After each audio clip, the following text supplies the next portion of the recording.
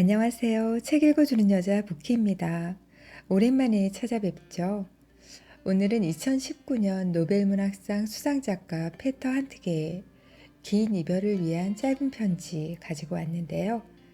이 책은 소설 속 주인공의 직업이 작가라는 점과 주인공 아내의 직업이 한트게의 첫 아내와 같은 배우라는 점 등에서 한트게의 삶이 깊이 반영된 자전적 작품으로 평가받고 있는 작품인데요. 주인공은 떠난 아내를 찾아서 낯선 땅으로의 여행을 시작하게 됩니다. 작품 속에서 그가 경험하게 되는 이별 여행은 한 부부가 이별을 위해 건너는 길음과도 동시에 작가 자신이 과거의 나와 이별하여 새로운 자아를 찾아가는 여정으로도 볼 수 있겠는데요. 작가는 나라는 세계에 고립되어 있던 주인공이 점차 우리의 가치를 획득해가는 과정을 통해서 한 인간의 내적 성장을 그리고 있는 작품입니다.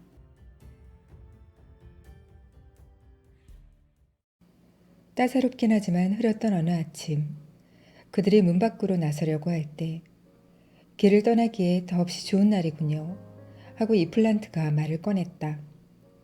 날씨도 여행하기에 적당한 듯 했고 하늘도 대지 위에 낮게 깔려 있었으며 주위의 사물들도 짙은 어둠 속에 묻혀 있었으니 가고자 하는 길에만 주의를 기울이면 될 것처럼 보였다. 칼 필립 모리츠, 안톤 라이저. 1. 짧은 편지.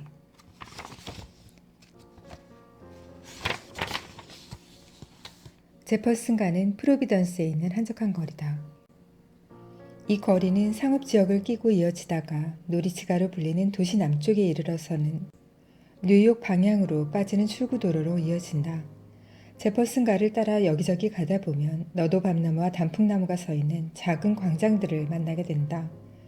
그런 광장 가운데 하나인 웨일런드 스퀘어에는 영국 농가풍의 거대한 건물인 웨일런드 매너 호텔이 있다. 4월 말경 내가 그곳에 도착했을 때 호텔의 문지기가 열쇠 하나와 함께 보관함에 들어있던 편지를 건네주었다. 열린 엘리베이터 안에서 안내인이 기다리고 있었지만 나는 그 앞에서 편지 봉투를 열었다. 그렇게 단단히 붙어있지는 않았다. 편지는 짧고 간명했다. 나는 지금 뉴욕에 있어요. 더 이상 나를 찾지 마요. 만나봐야 그다지 좋은 일이 있을성 싶지 않으니까. 회상해보건대 나는 마치 세상의 빛을 처음 봤을 때처럼 놀랍고 당혹스러웠다. 미국 폭격기를 피해 집으로 돌아왔을 때 사방에 나무 토막들이 흩어져 있었고 한낮의 태양만이 바깥의 정원을 말없이 비추고 있었다. 현관문 옆 계단에는 핏자국이 선명하게 나 있었다. 주말에 토끼를 도살한 흔적이 고스란히 남아있었던 것이다. 땅거미가 질 무렵, 그러니까 완전히 어두워진 밤이 아닌 만큼 더욱더 공포감을 자아내던 저녁 무렵, 나는 두 팔을 우스꽝스럽게 휘저어대면서 기진 맥진에 있는 숲길을 비트적거리며 걷고 있었다. 앞쪽으로 길게 늘어진 나뭇가지의 우둥지만이 보일 듯 말 듯한 미광에 물들고 있었다. 나는 가끔 발걸음을 멈추고 서서 내 수치스러운 처지를 한탄하면서 나지막이 흐느끼기도 했다. 그러다가 결국 크나큰 충격으로 인해 그 수치심마저 무너졌을 때 목 놓아 울어대기까지 했다. 그렇게 나는 아침에 이 숲길을 따라 떠나갔지만 아직은 완전히 빠져나가지 못했을 한때 내가 사랑했던 누군가를 따라 숲길을 걷고 있었다. 달아난 달개 숨털깃들이 정원한 여기저기는 물론 건물 외벽에도 흩뿌려져 있었고 그 위로 따사로운 햇볕이 쏟아지고 있었다. 나는 엘리베이터 안으로 들어갔다. 나이든 흑인이 발밑을 조심하라고 했을 때 지면보다 약간 높이 멈춰 서 있던 엘리베이터의 문턱에 걸려 하마터면 넘어질 뻔했다. 흑인 안내인은 수동으로 엘리베이터 문을 닫고는 격자를 앞쪽으로 밀었다. 그러고는 레버를 움직여 엘리베이터를 가동시켰다.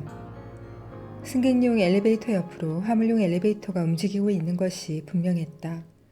우리가 탄 엘리베이터가 천천히 위로 올라가는 동안 옆에서는 마치 겹겹이 쌓인 찻잔에서 나는 소리처럼 철거덩거리는 소리가 들려왔기 때문이다. 나는 편지에서 눈을 떼어 침침한 구석에서 구부정하게 머리를 앞으로 수그린 채 레버를 잡고 서 있는 엘리베이터 안내인을 찬찬히 뜯어보았다. 그의 시선은 나 아닌 다른 쪽을 향하고 있었다. 흰색 와이셔츠만이 진청색의 유니폼 사이로 고개를 내민 채 희미한 빛을 발하고 있었다. 누군가 다른 사람과 같은 공간에 있으면서도 한동안 아무 대화도 나누지 않는 상황이 되면 종종 드는 생각이지만 흑인 안내인이 한순간 돌변해서 나에게 해코지를 해올 것만 같았다. 나는 외투에서 아침에 보스턴을 떠나오기 전에 샀던 신문을 꺼내 들었다. 그러고는 머리 기사를 가리키면서 미국 달러에 대한 몇몇 유럽 국가의 통화 가치가 오른 탓에 여행 경비로 환전해 온 몇 푼을 제외하고는 남는 것이 없게 되었다는 푸념을 늘어놓았다. 유럽에 돌아가 다시 환전을 하면 훨씬 적은 액수밖에 못 받으리라는 의미로 한 말이었다. 안내인은 그에 대한 대답으로 엘리베이터 의자 아래에 놓여있는 신문 더미를 가리켰다. 그 위에는 그가 신문값으로 받은 동전들이 있었다. 그러고는 내게 고갯짓을 했다. 의자 밑에 쌓여있는 프로비던스 트리뷴에도 역시 내가 펴들고 있는 보스턴 글로브의 것과 동일한 머리 기사가 실려 있었다. 엘리베이터 안내인이 내 말에 반응을 보이자 마음이 한결 가벼워져 나는 주머니 속에서 지폐를 찾아 준비해 두었다가 그가 가방을 방에 들여놓기가 무섭게 그의 손에 슬쩍 쥐어줄 생각이었다. 하지만 방에 들어섰을 때 손에 잡힌 것은 의도하지 않은 10달러짜리였다. 그래서 나는 그것을 다른 손에 넘겨준 뒤 돈뭉치를 주머니에서 꺼내지 않은 채 1달러짜리를 다시 찾아보았다. 지폐 한 장이 만져지기에 재빨리 꺼내어 그에게 주었다. 5달러짜리였다. 그러자 흑인 안내인은 바로 주먹을 꽉 쥐었다. 여기 다시 온 지 얼마 안 돼서 그래. 하고 나는 그가 가고 난 뒤 혼잣말로 소리쳤다. 외투를 걸친 채 욕실로 들어가 나 자신보다는 거울을 더 들여다보았다. 외투 뒤쪽에 머리카락이 몇 가닥 붙어있는 것이 보이자 나는 혼잣말을 했다. 아까 그 버스에서 머리카락이 빠진 게 틀림없어. 나는 망연자실하여 욕조 가장자리에 걸터 앉았다. 아주 어릴 적 이후로 혼잣말을 한 것이 이번이 처음이었기 때문이다. 그나마 아이들은 사람들을 의식해서 을에 큰 소리로 떠들어댄다고 하지만 나는 지금 이곳에 어떤 행사에 참여하러 온 것도 아니고 단지 한번 둘러보러 온 마당에 나의 독백을 누구와 공유할 길이 없었다. 나는 킬킬거리며 웃다가 너무 흥분한 나머지 주먹으로 나의 머리를 후려갈겼다. 그 때문에 하마터면 욕조 안으로 빠질 뻔했다. 욕조 바닥에는 반창고같이 생긴 넓고 연한 줄무늬의 바닥재가 사방팔방으로 깔려 있어서 미끄럼을 방지했다. 그 순간 문득 반창고를 보는 것과 혼잣말을 생각하는 것, 이 두 행위가 동일하게 느껴졌다. 너무나 수수께끼 같은 일이었기 때문에 나는 웃음을 멈추고 다시 방으로 들어갔다. 창문 앞에는 키 큰 자작나무들이 서 있었다. 그 너머로 멀리 자그마한 집들과 어우러져 공원 같은 분위기를 자아내는 풍경이 눈에 들어왔다. 잎사귀들은 아직 작았고 그 사이로 햇빛이 스며들고 있었다. 나는 창문을 밀어 올리고 팔걸이 의자를 창가로 바싹 끌어당겨 앉았다. 두 발은 중앙난방장치의 방열기 위에 걸쳐 올렸다. 아침부터 미지근한 열기만 유지되고 있는 상태였다. 의자에는 바퀴가 달려 있었고 나는 그 의자를 이리저리 굴려대면서 편지의 겉봉투로 눈길을 돌렸다. 담청색의 호텔 봉투였다. 뒷면에는 델모니코 호텔 뉴욕 50번가 파크 에비뉴라는 문구가 인쇄되어 있었지만 앞면의 지기는 필라델피아 PA라고 찍혀 있었다. 편지는 벌써 닷새 전에 붙여진 것이었다. 오후에 직인에 찍힌 PM이라는 글자를 보고 나는 큰 소리로 내뱉었다. 그녀가 무슨 돈이 있어서 여행을 떠났지? 나는 의문이 들었다. 돈이 제법 넉넉한가 본데 30달러나 되는 방값을 척척 낸 걸 보면 나는 델모니코 호텔에 대해서는 다른 것보다 뮤지컬을 통해 알게 되었다. 뮤지컬에서 시골 사람들이 춤을 추며 거리에서 몰려들어와 칸막이 된 좌석에 앉아서 품위 없이 음식을 먹어댔다. 달리 생각해보면 그녀는 돈관념이 없었어. 여하간 정상적인 경제관념은 없는 편이었어. 어릴 때나 했을 법한 그 물물교환의 즐거움에서 결코 벗어나질 못했어. 그러니 그녀에게 돈이란 그저 교환 수단일 뿐이었지. 그녀는 쉽게 소비할 수 있거나 아니면 적어도 빨리 교환할 수 있는 것이라면 뭐든지 좋아하는 편이야. 그녀한테 돈이란 소비와 교환 둘 다를 의미하지. 눈길이 닿는 가장 먼 곳을 바라보고 있자니 교회 하나가 눈에 들어왔다. 면직 공장에서 뿜어져 나오는 탁한 연무도 그곳까지는 미치지 못했다. 지도상으로 볼 때 그 교회는 침례교회가 틀림없었다. 편지가 나한테 오기까지 너무 오래 걸렸는데? 나는 말했다. 그새 그녀가 죽지는 않았을까? 일전에 저녁 무렵 높고 가파른 암벽 위로 어머니를 찾아 나선 적이 있었다. 어머니가 가끔 우울증에 시달린다는 사실을 알고 있던 나로서는 행여 어머니가 바위 아래로 몸을 던지거나 낙상하지는 않았을까 걱정이 되었다. 나는 바위 위에 올라서서 땅거미가 내려앉기 시작하는 아래쪽을 내려다보았다. 여자들 몇 명이 모여있는 것을 제외하며 특별히 눈에 띄는 것은 없었다. 그들은 무엇에 놀라기라도 한 듯 쇼핑백을 땅바닥에 떨어뜨렸고 누군가가 그들 쪽으로 다가갔다. 그 광경을 보고 있자니 암석의 돌출부 쪽에 가서 찢어진 옷조각이라도 찾아봐야 하는 게 아닌가 하는 생각이 들었다. 나는 더 이상 입을 열 수가 없었다. 공기마저 내게 고통을 주는 듯 했다. 나와 결부된 모든 것이 공포감으로 인해 내 안의 깊은 곳까지 가라앉아 있었다. 그러다 이내 저 아래쪽의 가로등에 불이 켜졌고 몇몇 자동차들은 어느덧 전조등을 켠 채 내달렸다. 암벽 위쪽에는 적막감 속에서 찌르륵 찌르륵 하는 귀뚜라미 울음소리만 들려올 뿐이었다. 몸이 점점 무거워졌다. 마을 어귀의 주유소에도 불이 켜졌다. 그러자 사방이 밝아졌다. 거리를 걷는 사람들의 발걸음이 더욱더 빨라졌다. 종종 걸음으로 바위 꼭대기 위를 이리저리 왔다 갔다 하다 보니 저 아래 사람들 중에서 유독 매우 천천히 움직이는 누군가가 눈에 들어왔다. 어머니였다. 어머니는 최근 들어 움직임이 눈에 띄게 더뎌진 터였다. 그녀는 평소와 달리 거리를 따라 곧장 걷지 않고 긴 대각선을 그리며 거리를 가로질러 갔다. 나는 침대 옆 협탁으로 의자를 바싹 끌고 가서는 뉴욕에 있는 델모니코 호텔로 전화했다. 유디트의 결혼 전 성을 대자 비로소 그곳 직원이 투숙객 리스트에서 그녀의 기록을 확인해 주었다. 그녀는 우편물을 추송받을 수 있는 아무런 주소도 남기지 않은 채 이미 닷새 전에 체크아웃한 상태였다.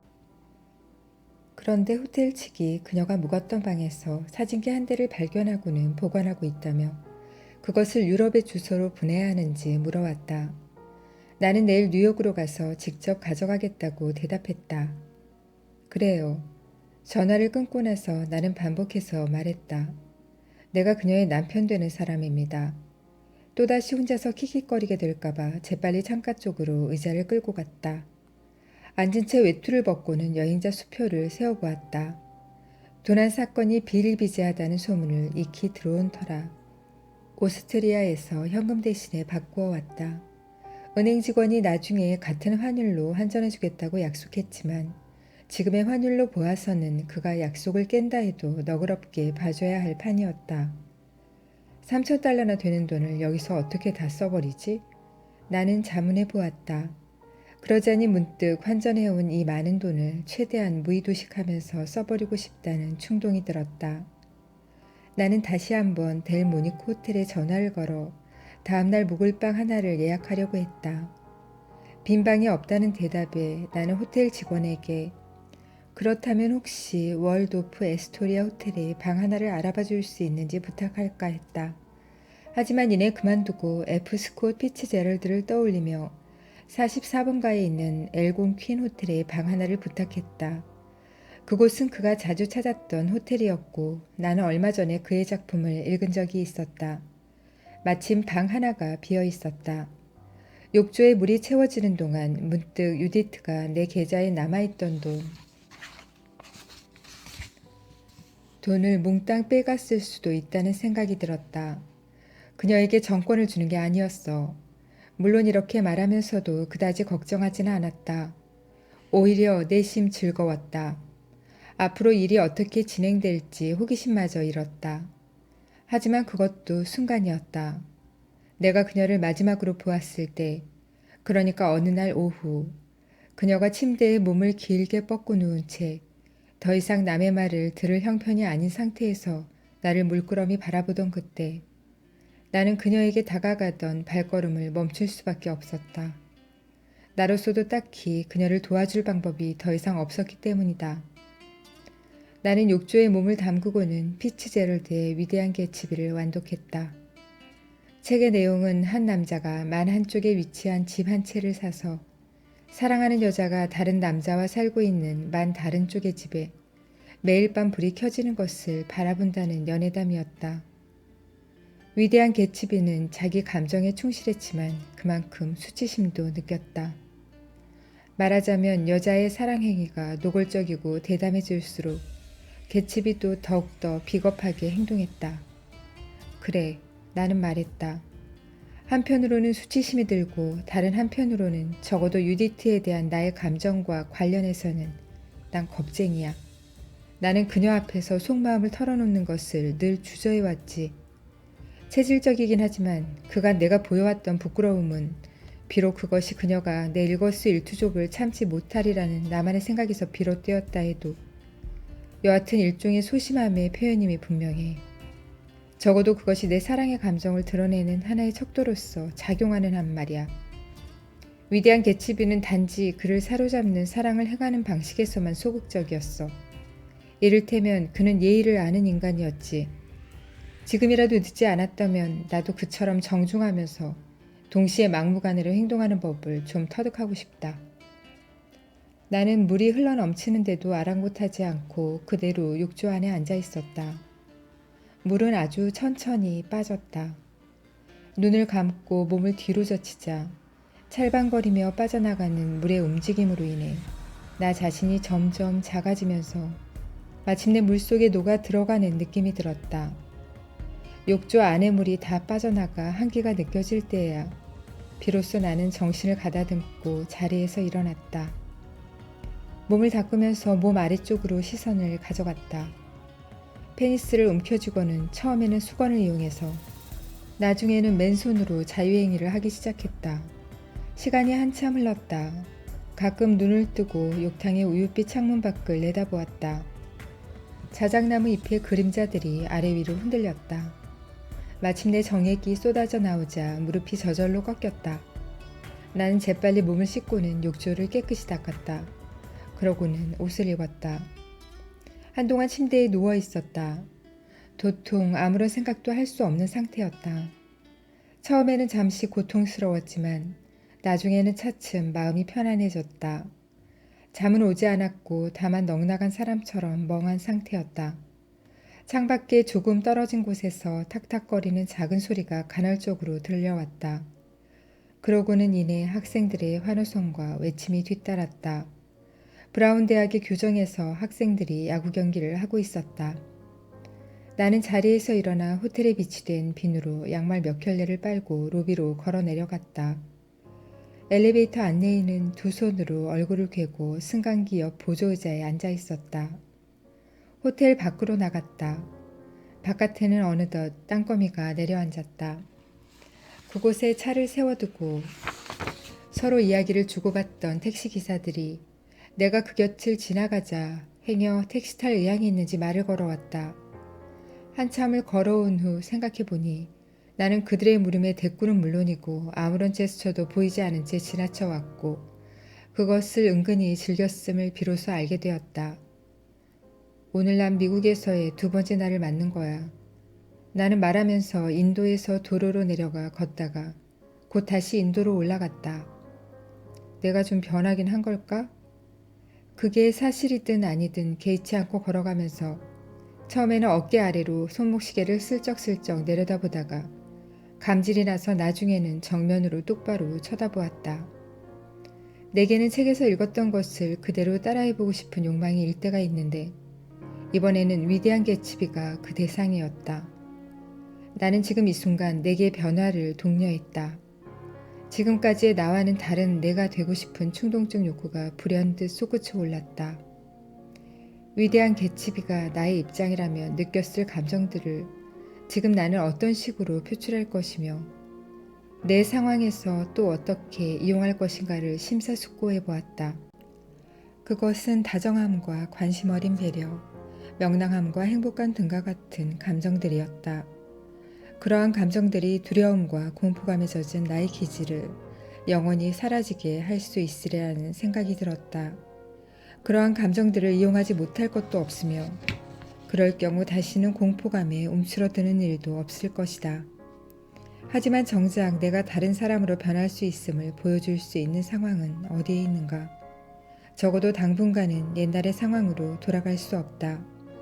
낯선 이곳에서 나는 아주 다른 누군가의 모습을 보여줘야 할 것이다.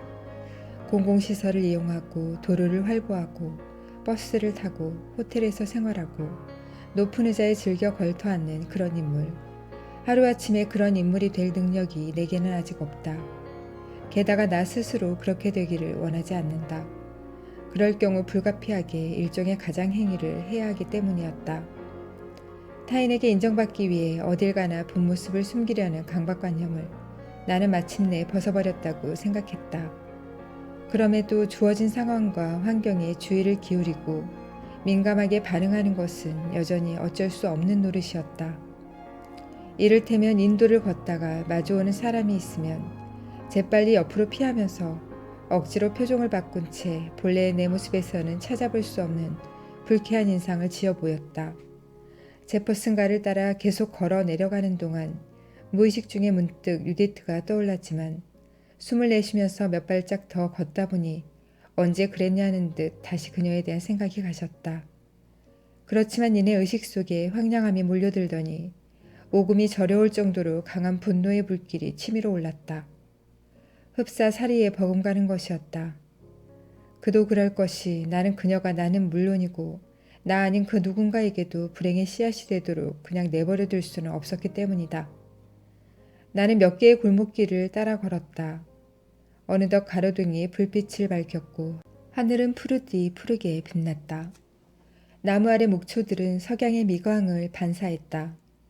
뜰 앞에 덤불숲에서는 꽃잎들이 바닥으로 똑똑 떨어졌다. 다른 편 거리에서는 덩치 큰 미국 자동차의 문이 닫히는 것이 보였다. 나는 제퍼슨가로 되돌아와 스낵바에서 진저에일을 한 잔 마셨다. 알코올 음료를 취급하지 않는 스낵바였다. 나는 잔에 들어있는 얼음 두 덩어리가 다 녹을 때까지 기다렸다가 그 물을 마셨다. 쓴맛이 났지만 진저에일 고유의 달콤한 향기만은 좋았다. 테이블마다 벽 쪽으로 작은 상자 같은 것이 붙어 있어서 굳이 일어나지 않고도 뮤직박스의 음반을 선곡할 수 있었다. 25센트짜리 동전을 집어넣고 오티스 레딩의 부둣가에 앉아서를 선곡했다. 그 순간 나는 위대한 개츠비를 생각하면서 전에 없이 자신감에 찼다. 이 순간만큼은 평소와 다르게 행동할 수 있을 것 같았다. 그러니 나를 더 이상 예전의 나로 알아보는 사람은 없을 것이다. 나는 햄버거 샌드위치 하나와 콜라 한 잔을 주문했다. 피곤이 몰려오면서 하품이 났다. 하품을 하는 순간 내 안에 공동지대가 형성되면서 이내 칠흑 같은 총림에 대한 영상이 채워졌다. 동시에 유디트가 죽었을지도 모른다는 생각이 고질병이 재발하듯 불현듯 들었다. 스낵바의 문 밖으로 어스름이 점점 짙어가는 것을 바라보고 있자니 그 총림에 대한 상 또한 더욱 암울해져 갔다. 불안감과 두려움이 극단적으로 커지다 보니 갑자기 내가 겁 많고 소심한 남자로 되돌아온 것 같았다. 더 이상 뭘 먹을 수 없었고 음료수나 한 모금씩 찔끔찔끔 마실 수 있을 정도였다. 나는 콜라 한 잔을 더 주문한 후 두근거리는 가슴을 안고 자리에 앉았다. 이 두려움, 그리고 가능한 한 빨리 다른 존재로 변신해 두려움을 떨쳐버리고 싶은 욕망이 합쳐져서 나를 안절부절 못하는 상황으로 몰아갔다. 시간은 무척이나 천천히 흘러갔고 나는 재차 손목시계를 내려다보았다. 이미 익숙해진 시간에 대한 히스테리성 강박이 나타나고 있는 것이었다. 몇 년 전 한 뚱뚱한 여자가 해변에서 멱을 감는 모습을 본 적이 있다. 그때 나는 10분 간격으로 그녀를 주시했다. 그 사이에 그녀가 틀림없이 날씬해져 있을 거라고 매우 진지하게 믿었기 때문이다. 그리고 지금 나는 스낵바에 앉아 이마에 딱지가 앉은 한 사내를 바라본다. 상처가 완전히 아물었는지 확인해보고 싶어서이다. 내 생각에 유디트는 시간관념이 없다. 약속을 잊어버리지는 않았지만 흔히들 여성에 대한 풍자조로 이야기하듯 약속 장소에 번번이 늦게 나타나니 말이다. 쉽게 말해 그녀는 시간관념과는 담을 쌓고 산다. 요일을 정확히 아는 경우도 드물다. 누군가가 지금이 몇 시인지를 알려주면 그녀는 늘 깜짝깜짝 놀란다. 그에 반해 나는 시보를 듣기 위해 거의 매시간 전화기를 든다. 그녀는 늘 어머 이미 늦었네 라는 말을 달고 산다. 그러니 아직 시간이 있어 라는 말은 도통 그녀에게서 들어볼 수가 없다. 언젠가 무언가를 해야 할 시간이 온다는 사실 자체를 인식할 능력이 없는 것이다. 그래서 나는 그녀에게 말하곤 했다. 그건 당신이 어릴 적부터 너무 자주 이사를 다녀서 많은 곳에서 살아본 경험이 있기 때문일 거야.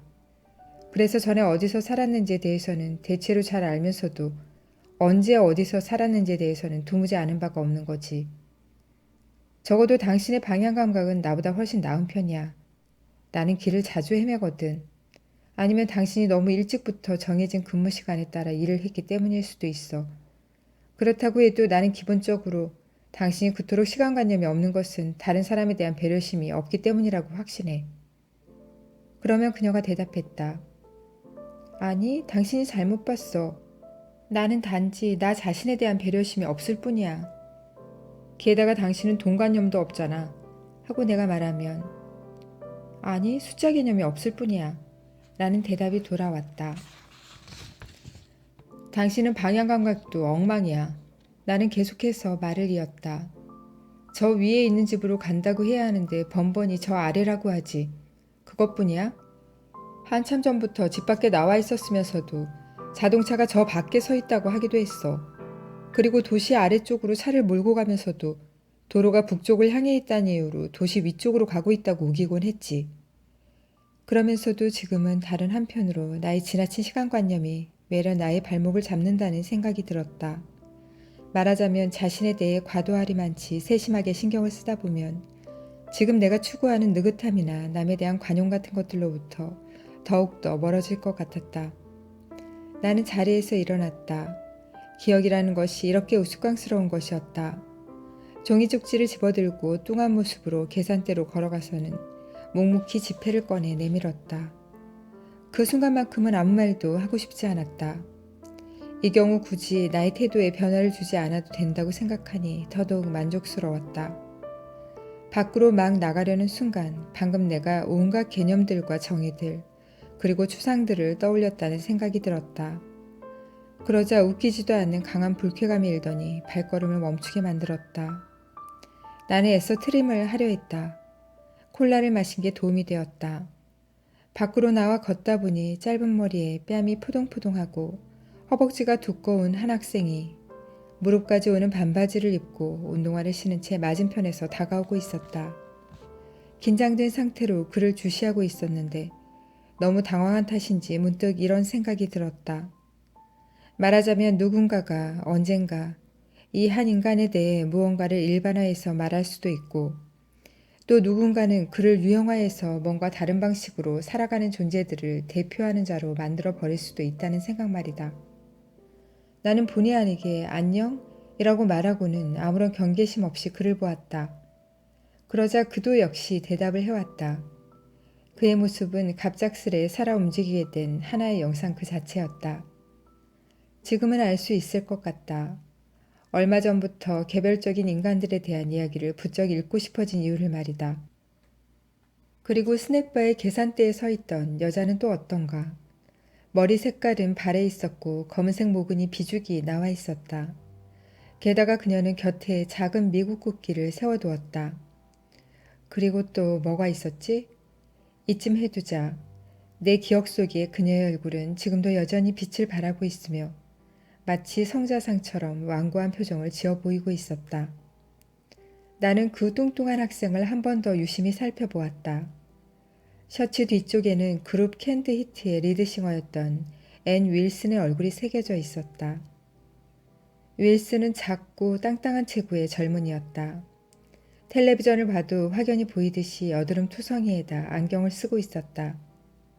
몇 달 전 그는 로스앤젤레스의 로럴 캐니언이라는 자택 앞에서 침낭에 쌓여 사체로 발견되었다. 감미롭고도 높은 목소리로 그는 다시 길 위에서와 시골길을 걸으며를 불렀다. 여느 록 음악처럼 지미 핸드릭스나 제니스 조플린에게서도 별 감흥을 느끼지 못하던 내게 그의 죽음은 적잖은 충격을 주었다. 그리고 그의 짧은 생은 이제는 나도 그 의미를 알 수 있을 것 같은, 지금도 가끔 문득문득 떠오르면서 내게는 아련한 고통을 남긴다. 호텔로 돌아가는 길에 나는 추억을 추슬러 그의 노래 중 두 소절을 떠올려 보았다. 콜로라도여 안녕히, 캘리포니아는 산책하기 좋은 곳.